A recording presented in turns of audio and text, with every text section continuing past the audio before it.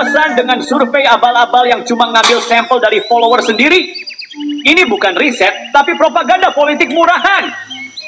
Di video ini kita bongkar tuntas kejanggalan survei Rifai Harun yang penuh bias, ngawur, dan jelas-jelas dibuat untuk menjegal Jokowi. Jangan sampai kamu jadi korban framing hoax yang gak ilmiah. Simak fakta dan data resmi yang bikin terang benderang siapa sebenarnya yang mau menipu siapa. Ini suara rakyat cerdas yang muak dibohongi. Yuk, klik, tonton sampai habis, dan sebarkan supaya orang lain gak tertipu juga.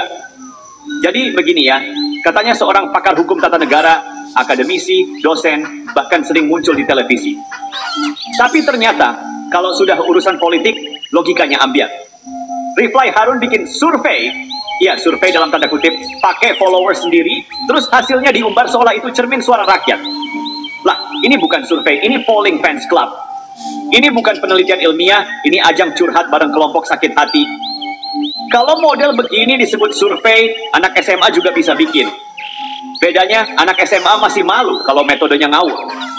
Rifai malah bangga. Coba bayangkan, kamu bikin polling di akun pribadi.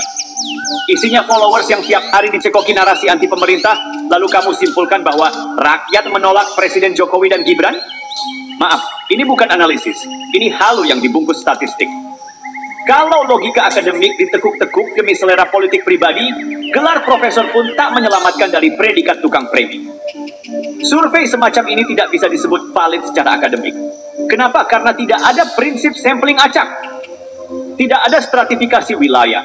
Tidak ada representasi populasi. Bahkan margin of error-nya saja tidak jelas. Ini ibarat kamu survei, apakah Indomie enak, tapi kamu hanya tanya anak kos yang lapar. Ya jelas 100% jawabannya enak. Tapi apakah itu bisa disimpulkan jadi data nasional? Tentu tidak. Sama halnya dengan survei Rifai Harun, didesain bukan untuk mengetahui realita, tapi untuk menguatkan bias pribadi. Bandingkan dengan lembaga survei yang kredibel seperti LSI, Indikator Politik Indonesia, atau Carta Politika. Mereka punya metodologi yang transparan. Ada jumlah sampel jelas, penyebaran geografis, pengawasan lapangan, sampai data validasi. Bukan asal comot followers dan bikin polling iseng. Contoh, survei LSI Denny JA, Februari 2024. Menunjukkan kepuasan publik terhadap Jokowi masih di atas 75%. Gibran punya potensi besar di kalangan pemilih muda dan pemilih rasional. Data ini diambil dari 1.200 sampai 2.000 responden yang tersebar secara proporsional dengan margin of error 2,9%. Nah, Rifai bikin survei cuma dari komunitas followers yang memang tiap hari minum konten kebencian, lalu sok-sokan bicara netralitas. Lah, sejak kapan akun medsos pribadi jadi pangkalan akademik? Kita juga tidak buta sejarah. Rifai Harun pernah jadi komisaris BUMN di era Jokowi, lalu tersingkir dan berubah jadi pengkritik garis keras. Dari situ, publik mulai melihat motif. Bukan murni intelektual, tapi dendam personal yang dibungkus kritik konstitusional. Berkali-kali Rifai menyerang Jokowi, menyudutkan Gibran, dan mengklaim dirinya sebagai penjaga demokrasi. Padahal demokrasi yang sehat itu butuh kejujuran, bukan propaganda rasa frustrasi. Apalagi kalau dibumbui survei bodong yang diklaim ilmiah. Kalau survei Rifai itu dianggap akademik, ya besok-besok anak-anak K-pop bisa bikin polling, siapa presiden terbaik dunia, lalu keluar nama Jungkook. Mau diklaim juga itu kehendak rakyat dunia. Tolonglah, jangan rendahkan intelektualitas hanya demi bikin konten yang memuaskan selera algoritma followers yang sudah bias. Rifai, kalau memang masih merasa ilmuwan, pakai metodologi dong, jangan ilusi. Kalau mau jujur pada ilmu, jangan jualan narasi palsu. Survei itu bukan alat pembenaran, tapi cermin kenyataan. Dan kenyataannya, rakyat sudah lelah dengan propaganda busuk berkedok intelektualisme. Kami bukan anti kritik, kami cuma muak dibohongi pakai label akademik. Terakhir, untuk para followers Rifai yang merasa survei itu mewakili rakyat, coba deh buka mata, bukan hanya scroll timeline. Demokrasi bukan tentang siapa yang paling keras teriak di media sosial, tapi siapa yang paling jujur menyampaikan realita. Karena kalau semua jadi ahli survei hanya karena punya akun YouTube dan followers, maka kita butuh lebih banyak profesor TikTok daripada profesor universitas. Masalahnya bukan cuma soal metodologi ngawur, tapi soal pola. Riflai Harun ini konsisten mainkan satu irama. Bikin survei sesat, lalu putar jadi narasi di kanal YouTube-nya, dan akhirnya digunakan sebagai bahan bakar oleh kelompok oposan untuk menyerang pemerintah. Siklusnya itu-itu saja, padahal publik sudah paham. Ini bukan produk akademik, ini produk konten. Targetnya bukan pendidikan politik, tapi monetisasi keresahan. Dan pola seperti ini bukan cuma menipu audiens awam, tapi merusak tatanan demokrasi itu sendiri.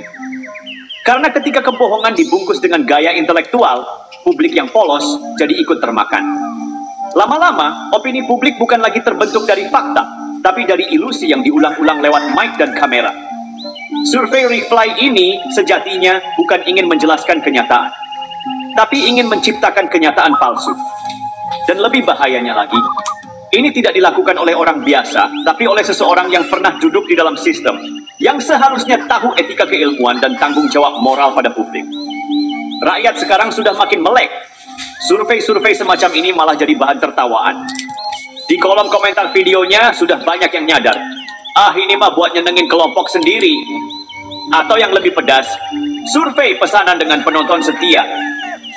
Artinya, Riflai bukan lagi membentuk opini publik secara luas, tapi cuma berkhotbah di dalam gereja kecilnya sendiri.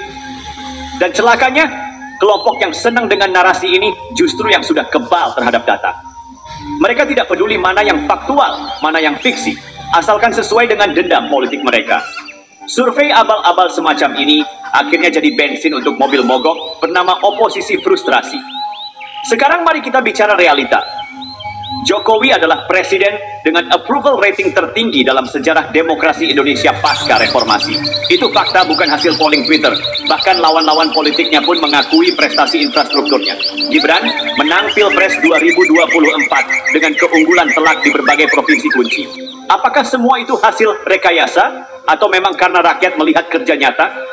Sementara kelompok yang terus-terusan membangun opini rakyat muak dengan Jokowi dan Gibran justru gagal menjawab pertanyaan dasar. Kalau rakyat muak, kenapa masih menang? Kalau tidak punya legitimasi, kenapa dukungan terus tumbuh? Jangan-jangan yang sebenarnya muak itu cuma sekelompok elit kecewa yang tidak kebagian panggung. Riflai Harun ini contoh sempurna. Bagaimana intelektualitas tanpa integritas justru lebih berbahaya daripada kebodohan terang-terangan. Karena orang bodoh bisa diluruskan dengan pendidikan, tapi orang pintar yang sengaja membelokkan kebenaran, itu penyakit. Dan kalau dibiarkan, ini bisa jadi presiden buruk buat generasi muda. Seolah-olah manipulasi opini adalah bagian dari kebebasan akademik. Padahal tidak. Ini pengkhianatan terhadap ilmu. Jadi buat Riflai dan segenap timnya, kalau masih ngotot ingin bikin survei, silakan. Tapi jangan bawa-bawa embel-embel ilmiah. Sebut saja terus terang, ini polling hiburan dari fans klub pribadi. Jangan munafik pakai label akademik demi kelihatan intelek, padahal isinya cuma kabar bohong yang dibungkus grafik. Dan buat rakyat yang masih berpikir jernih, ini saatnya kita bersuara. Demokrasi bukan panggung drama. Jangan biarkan panggungnya dikuasai oleh orang-orang yang gagal move on dan terjebak nostalgia kekuasaan. Karena kalau akademisi seperti Riflai terus dipercaya, maka di masa depan, statistik bukan lagi ilmu tapi alat tipu. Dan negara ini bukan lagi demokrasi, tapi reality show politik dengan naskah ngawur dan produser yang sakit hati. Oke, sekarang kita gas lebih dalam. Survei abal-abal Riflai Harun ini bukan berdiri sendiri. Ini bagian dari ekosistem. Sebuah jaringan yang saling isi. Mulai dari buzzer sakit hati, akademisi yang kehilangan pamor, sampai tokoh-tokoh politik yang sudah tak punya panggung formal, tapi masih ngotot ingin relevan. Mereka ini ibarat pemain sinetron lawas yang terus-menerus main drama demi rating. Padahal skripnya basi dan penontonnya makin cerdas. Riflai bukan sekadar bikin survei untuk iseng. Ini strategi. Iya, strategi propaganda. Caranya, lempar survei alternatif.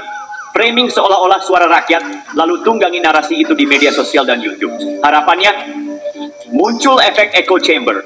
Orang-orang sejenis akan mengamini, membagikan, dan menguatkan satu sama lain. Biar terlihat besar, padahal isinya cuma suara minoritas bising yang dikasih mic. Dan ini bukan tuduhan asal. Kita bisa lacak sendiri. Lihat bagaimana narasi surveinya langsung diangkat di kanal-kanal YouTube oposan. Diputar, dipoles, dikemas, seolah data independen. Padahal mereka semua itu satu rombongan bus. Penumpang berbeda bangku, tapi tujuannya sama. Menyerang Jokowi mendelegitimasi Gibran dan berharap publik termakan. Kenapa mereka segigih itu? Karena luka lama belum sembuh. Ingat, Rifai Harun ini bukan orang baru di lingkar kekuasaan. Pernah masuk lingkar istana, pernah dekat dengan elit. Tapi ketika harapannya tak sejalan dengan realitas politik Jokowi, dia minggir. Dan sejak itu berubah jadi komentator penuh dendam. Gagal jadi pelaku, lalu jadi pengamat, tapi dengan agenda pribadi yang belum tuntas. Dan inilah yang membahayakan. Karena ketika seseorang yang punya gelar akademik, punya platform publik, dan punya luka politik pribadi, memilih jalan manipulasi opini, maka dia bukan lagi ilmuwan. Dia operator. Dan operator seperti ini lebih berbahaya dari lawan politik yang terang-terangan. Karena dia menyusup lewat logika, menyamar lewat angka, dan menyaru sebagai netralitas. Mari pakai logika sederhana. Bayangkan ada seorang tukang bakso yang nanya ke pembelinya sendiri, "Bakso saya enak nggak?" Semua jawab, "Enak banget, Bang." Lalu si abang bakso klaim ke publik, "Ini survei membuktikan bakso saya terenak di dunia." Lucu? Ya, tapi itulah yang dilakukan Rifai Harun. Nanya ke followersnya sendiri, lalu bawa ke publik seolah itu representasi nasional. Ini bukan riset, ini autokritik yang dibungkus pujian. Ini bukan suara rakyat, ini suara fans club yang digiring untuk mengiyakan narasi bosnya. Dan lebih parah lagi, ketika suara minoritas bising ini dipoles seolah mayoritas diam, maka demokrasi kita sedang dikoyak dari dalam, bukan oleh diktator, tapi oleh penjual opini yang berkedok intelektual. Sementara itu, lembaga-lembaga survei yang kredibel, sebut saja LSI Denny JA, Indikator Politik, Populi Center, Carta Politika, semuanya menunjukkan bahwa kepercayaan publik terhadap Jokowi masih tinggi. Kepuasan atas kerja presiden stabil di atas 70%, dan pasangan Prabowo Gibran mendapatkan legitimasi penuh dari mayoritas pemilih nasional. Ini data, bukan ilusi. Ini hasil dari proses ilmiah, bukan polling fans page. Jadi kalau ada yang masih ngotot menjual survei Rifai Harun sebagai kebenaran tandingan, tolong cek dulu mental dan nalar. Jangan-jangan bukan lagi berpikir kritis, tapi sudah terlanjur menjadi pengikut kultus. Buat Rifai Harun dan penggemar narasi palsunya, kalau mau disebut intelektual, tolong jaga integritas. Jangan cuma pandai bicara, tapi miskin etika. Jangan cuma pintar bikin framing, tapi lupa membedakan antara opini pribadi dan kebenaran publik. Karena kalau survei dari followers sendiri disebut suara rakyat, maka besok-besok tukang hoax pun bisa ngaku profesor. Dan kalau semua ini dianggap bagian dari demokrasi, maka yang kita bangun bukan negara hukum, tapi negara lucu-lucuan yang dipimpin oleh algoritma medsos dan dendam masa lalu. Mari kita buka lembaran sejarah Rifai Harun. Dulu namanya disegani, Doktor Hukum Tata Negara. Jadi komisaris utama di BUMN strategis, pelindung konstitusi katanya. Tapi semua itu berubah ketika ekspektasinya tidak sejalan dengan arah politik Jokowi. Disitulah titik baliknya. Dari pengamat yang katanya independen jadi komentator medsos yang hidup dari clickbait dan sensasi. Rifai ini bukan orang yang tiba-tiba muncul, dia dulunya bagian dari sistem. Tapi seperti banyak mantan elit yang gagal mendapat tempat, dia berbalik arah. Gagal berpengaruh dari dalam, maka mulai berteriak dari luar. Dan teriakannya bukan berdasarkan data, tapi atas nama kekecewaan yang dibungkus dengan jargon demokrasi. Ironis? Sangat. Karena semakin nyaring dia bicara soal keadilan, semakin kentara biasnya. Semakin keras dia bicara soal konstitusi, semakin terang ambisi pribadinya. Rifai ingin tampil sebagai pengawal demokrasi, padahal dia cuma lagi cari posisi. Demokrasi dijadikan bungkus, padahal isinya cuma pamrih politik. Kenapa Rifai begitu getol bikin narasi alternatif? Jawabannya sederhana. Karena dia sudah tidak punya posisi formal di institusi negara. Dan ketika kehilangan panggung, pilihan paling mudah adalah bikin panggung sendiri, channel YouTube. Tapi sayangnya, kanal itu bukan jadi tempat edukasi publik, malah jadi panggung curhat dan framing murahan. Apa yang dijual Rifai? Kekecewaan. Apa yang dia tawarkan? Versi alternatif yang tidak terverifikasi. Dan yang paling berbahaya, dia mengemas semua itu dalam balutan intelektualitas. Padahal kontennya penuh asumsi, kosong metodologi, dan hanya menggiring persepsi. Ini bukan produk akademik, ini dagangan opini dengan kemasan ilmiah. Istilahnya ngaku-ngaku riset padahal cuma polling geng sendiri. Lucunya, Rifai sering mengkritik para akademisi yang dia anggap masuk angin, yang tidak berani bersuara lantang, yang katanya sudah kompromi dengan kekuasaan. Tapi kini, dia sendiri berubah jadi ekstrim sebaliknya. Kehilangan objektivitas, kehilangan metodologi, dan kehilangan akurasi. Dulu, dia bicara konstitusi.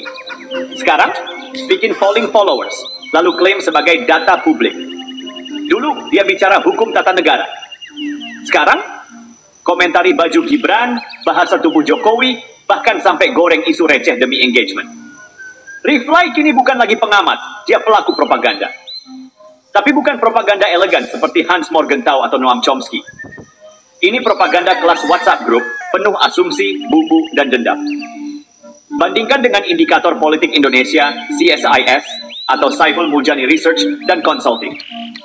Mereka konsisten menjaga metodologi, terbuka soal data mentah, bahkan tunduk pada etika riset publik. Mereka tahu, kredibilitas itu bukan soal siapa yang paling nyaring, tapi siapa yang paling jujur pada angka. Dan itulah kenapa publik masih percaya pada mereka, bukan pada polling dadakan, yang hasilnya sudah bisa ditebak sebelum link disebar. Buat yang masih percaya, survei Reply Harun, silakan cek ulang logika kalian. Kalau polling dari followers dianggap mewakili rakyat, maka besok-besok fanbase artis bisa klaim lebih sah dari pemilu.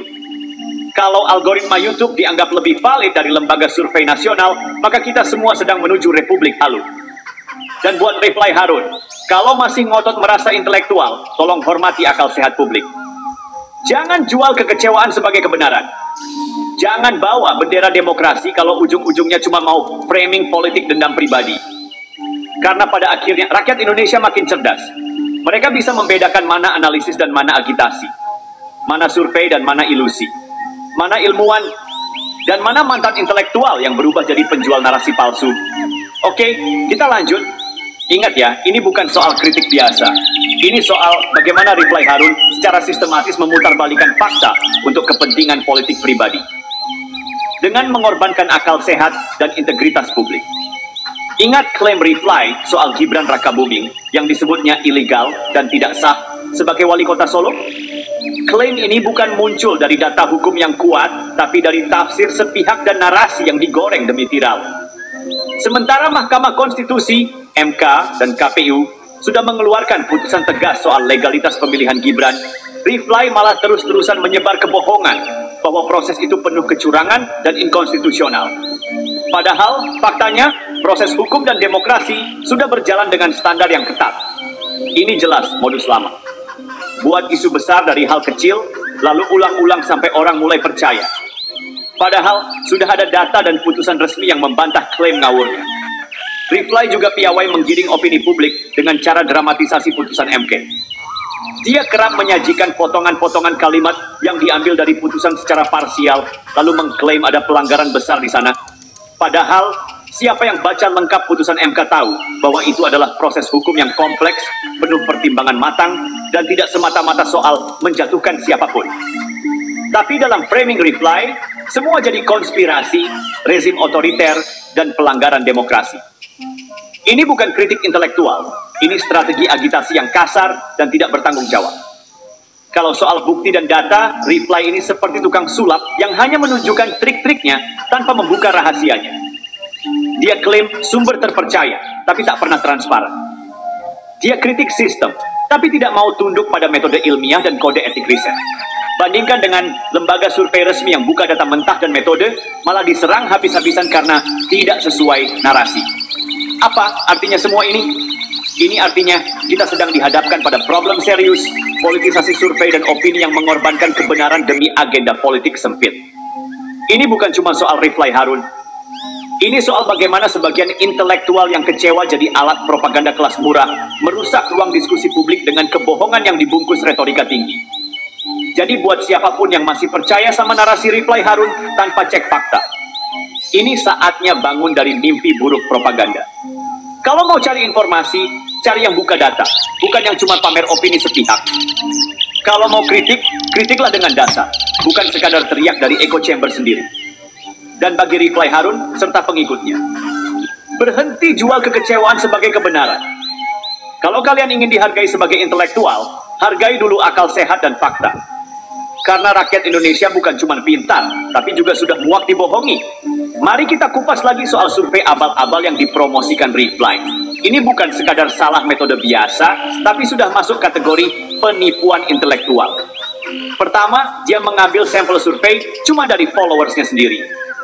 Coba bayangkan, kalau Anda bikin survei soal kepuasan pelanggan tapi sampelnya cuma orang-orang yang sudah jelas penggemar berat Anda, apa hasilnya? Jelas bias parah. Ini seperti tanya seorang fans fanatik bola. Menurut kamu, siapa pemain terbaik di dunia? Jelas jawabannya sama, karena sampelnya sudah sepihak. Itu yang dipakai Reply, tanpa sadar atau sengaja, untuk mengklaim bahwa mayoritas tidak suka atau menolak Presiden Jokowi dan kebijakan pemerintahannya. Kalau mau bicara ilmiah, survei valid harus punya sampel representatif, acak, dan proporsional. Jangan cuma ambil dari lingkaran sendiri yang notabene sudah punya sentimen negatif. Ini sama saja mempermainkan data demi framing politik. Jangan lupa, Reply Harun sudah lama dikenal sebagai salah satu pengkritik keras Presiden Jokowi yang kerap melontarkan narasi negatif, bahkan cenderung menyudutkan. Rekam jejaknya jelas. Dia masuk kelompok yang disebut sakit hati atau anti Jokowi. Kalau seorang pengamat politik sudah punya label seperti itu, maka objektivitasnya harus diuji. Tapi dia malah mempertahankan narasi tersebut dengan cara menyebar opini tanpa dasar dan survei ngawur. Ini bukan soal berbeda pendapat, ini soal integritas akademik dan profesionalisme. Kalau kita lihat survei resmi dari lembaga kredibel seperti Indikator Politik Indonesia, SMRC, dan LSI, hasilnya jauh berbeda. Mayoritas publik masih memberi penilaian positif terhadap kinerja pemerintah dan elektabilitas Presiden Jokowi. Lembaga-lembaga itu transparan soal metodologi dan data. Mereka menggunakan sampling acak, metode kuantitatif yang standar, serta laporkan margin error dan tingkat kepercayaan. Beda jauh dengan survei Reply yang sampelnya sempit dan subjektif. Ini bukan hanya tidak ilmiah, tapi juga merusak kepercayaan publik pada survei yang sesungguhnya. Ini seperti seseorang jualan obat ajaib dengan klaim bisa menyembuhkan semua penyakit, tapi dia cuma tes ke teman-temannya sendiri yang sudah percaya. Setelah itu dia bilang, obat saya yang terbaik karena semua teman saya sembuh. Kalau kita kritis, tentu kita tahu ini omong kosong. Tapi karena dibungkus kata-kata keren dan sedikit istilah teknis, banyak yang langsung percaya. Nah, survei Reply Harun ini pun seperti itu. Survei ajaib yang hasilnya cuma untuk memuaskan ego kelompok tertentu, bukan untuk menggambarkan realita objektif. Kepada publik, jangan mudah terbuai dengan narasi setengah matang dan klaim tanpa bukti. Selalu cek ulang data dan sumbernya. Kepada pendukung Reply Harun, kalau memang ingin berkontribusi membangun demokrasi yang sehat, berhenti jadi alat propaganda yang cuma memperkeruh suasana. Belajarlah bertanggung jawab dengan fakta dan metode. Kita sudah bongkar satu persatu kejanggalan dan kebohongan di balik survei abal-abal Reply Harun. Metodologi ngawur, bias politik yang terang-terangan, dan niat yang jelas bukan untuk memberi pencerahan, tapi untuk menebar kebencian dan polarisasi. Ini bukan sekadar perdebatan akademik atau perbedaan pandangan. Ini soal kejujuran intelektual dan tanggung jawab moral sebagai pengamat dan pengkritik politik. Survei yang valid itu butuh representasi yang jelas, data yang bisa dipertanggungjawabkan, dan objektivitas. Kalau cuma ngambil sampel followers sendiri, apalagi followers yang memang sudah punya agenda politik anti Jokowi, ya sudah jelas hasilnya cuma cermin dari kelompok itu sendiri, bukan gambaran rakyat banyak. Sementara lembaga survei resmi yang kredibel tetap menunjukkan elektabilitas dan tingkat kepercayaan publik terhadap Presiden Jokowi yang solid dan stabil. Jadi buat Reply Harun dan para pengikutnya, ini pesan terakhir. Kalau mau jadi pengamat politik yang dihormati, jangan cuma bikin survei kaleng-kaleng yang hasilnya bisa ditebak, lalu dipamerkan seolah-olah itu kebenaran mutlak. Jangan cuma jadi tukang framing yang memanfaatkan kebodohan publik dan mengorbankan akal sehat demi agenda politik pribadi atau kelompok. Kalau memang serius ingin mengkritik dan mengawasi pemerintah, mulailah dari data yang valid dan sikap yang jujur. Jangan malah jadi bahan tertawaan dengan survei ngawur yang bikin publik makin bingung dan muak. Survei Reply Harun itu bukan kritik, itu propaganda murahan. Dan propaganda murahan tidak pantas disebut sebagai riset atau survei. Kalau mau ngomong fakta, harus siap dengan metodologi dan data yang benar. Kalau cuma mau nyebar hoaks dan opini sepihak, lebih baik diam saja. Akhir kata, rakyat cerdas bukan gampang dibohongi. Jangan sampai dikadalin survei abal-abal yang cuma jadi alat untuk memecah belah bangsa.